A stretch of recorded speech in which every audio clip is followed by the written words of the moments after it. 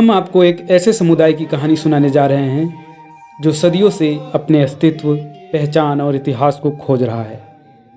एक ऐसा समुदाय जो खुद को 2700 साल से अधिक पहले खोए हुए इजरायली मनस्से कबीले का वंशज मानता है। आज लगभग 6000 लोग भारत छोड़कर इजराइल जाना चाहते हैं, लेकिन सिर्फ यह एक स्थान परिवर्तन की कहानी नहीं है। यह पहचान, सुरक्षा, इतिहास और आशा की कहानी है। बेनी मेनासे समुदाय मुख्य रूप से भारत के पूर्वोत्तर राज्यों जैसे मिजोरम और मणिपुर में रहते हैं। वे खुद को बाइबिल के मनस्से कबीलों के वंशज मानते हैं, जो प्राचीन इजराइल की 10 खोई हुई जनजातियों में से एक थी। जब लगभग 722 ईसा पूर्व असीरी साम्राज्य ने उत्तरी राज्य को नष्ट कर दिया था, उनके अनुसार उनके पूर्वजों को इजराइल से दूर जाने पर मजबूर किया गया और उन्होंने समय के साथ भारत म्यांमार सीमा क्षेत्र में बसने का मार्ग अपनाया। वहां कालांतर में ये लोग अपनी पहचान बचाए रखते हुए विभिन्न स्थानीय परंपराओं का पालन करते रहे। बाद में 20वीं सदी में इस समुदाय ने यहूदी धर्म को फिर अपनाया, अपनी परंपराएं फिर से जीने लगा और विश्व भर के यहूदी समुदायों के साथ संपर्क स्थापित किया। बेनी मेनासे समुदाय के लोग मानते हैं कि उनके पूर्वज थे, इजराइल की भूमि से आए थे और वे सदियों की दूरी के बाद अपनी मूल भूमि से जुड़ना चाहते हैं। इसी कारण उन्हें अलियाह यानी कि घर वापसी करने की तीव्र इच्छा है। वे कहते हैं, हम वहां जाना चाहते हैं क्योंकि वही हमारी असली पहचान की जड़ें हैं। वह भूमि थी जहां हमारे पूर्वज रहते थे। यह धार्मिक और सांस्कृतिक भावना उनके जीवन का केंद्र बिंदु बन चुकी है, जिससे वे न केवल धार्मिक स्थान तक पहुंचना चाहते हैं, बल्कि वहां की जीवन शैली, समुदाय और परंपरा में खुद को शामिल करना चाहते हैं। इजराइल का लॉ ऑफ रिटर्न यानी वापसी का अधिकार सभी यहूदियों और उन लोगों को जो यहूदी धर्म को स्वीकार करते हैं इजराइल में बसने और नागरिकता पाने की अनुमति देता है। इसके तहत पिछले कुछ दशकों में सैकड़ों बेनी मेनासे सदस्य पहले ही इजराइल जा चुके हैं और वहां बसे हैं। उदाहरण के लिए 2006 में लगभग 218 लोगों की पहली औपचारिक आलिया हुई। 2025 तक लगभग 5000 से अधिक लोगों ने इजराइल जाकर अपनी नई जिंदगी शुरू की। और अब इजराइल सरकार ने 2023 तक लगभग 5800 बेनी मेनासे को इजराइल में बसाने के प्रस्ताव को मंजूरी दी है। यह निर्णय धार्मिक पुनर्मिलन और सामाजिक एकीकरण के बड़े कार्यक्रम का हिस्सा है। इस योजना के तहत उन्हें भाषा, रोजगार, शिक्षा और सामाजिक समर्थन के साथ जीवन बसाने की व्यवस्था दी जाएगी। बेनी मेनासे के लिए यह सिर्फ देश बदलना नहीं है, यह परिवारों को फिर से जोड़ने की चाह भी है।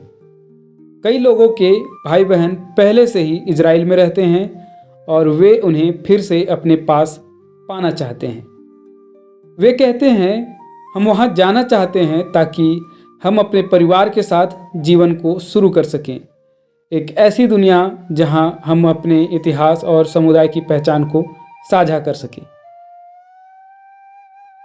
भारत में कुछ समय से विशेषकर मणिपुर और आसपास के इलाकों में जातीय संघर्ष और हिंसा की घटनाओं ने बेनी मेनासे समुदाय के जीवन को कठिन बना दिया है। ऐसे संघर्ष में लोग घर और संपत्ति खो बैठते हैं, कई बार हिंसा के कारण भागने को मजबूर होते हैं। कुछ रिपोर्टों के अनुसार हिंसा के बीच समुदाय के गांव के घर जलाए गए और लोग अपने पास केवल सामान लेकर भागे। कई लोगों ने कहा कि ऐसे हालातों में उनकी प्राथमिक चिंता सुरक्षित जीवन की तलाश होती है, जहां बच्चे सुरक्षित हों, रोजगार हो और वे बिना डर के जी सके। यहाँ एक महत्वपूर्ण और जटिल पहलू आता है जो शायद अनेक लोगों के लिए आश्चर्यजनक भी हो सकता है। कई युवा बिना मिना से सिर्फ इजराइल में जहां सब सुरक्षित हो के लिए नहीं जाना चाहते हैं। वे जाना चाहते हैं क्योंकि वे वहां खुद को सक्रिय रूप से शामिल कर सकते हैं, यहाँ तक कि देश की सुरक्षा और युद्ध की स्थिति में योगदान की भावना के लिए।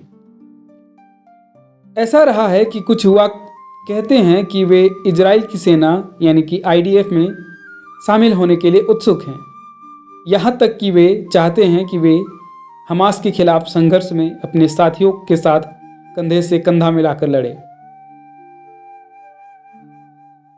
युवाओं का कहना है कि यहाँ भारत में जहाँ संघर्ष और सुरक्षा है वहाँ हम अक्सर खुद को असहाय महसूस करते हैं, वहीं इजराइल में हम अपने अधिकार, सुरक्षा और समुदाय की रक्षा में भूमिका निभा सकते हैं।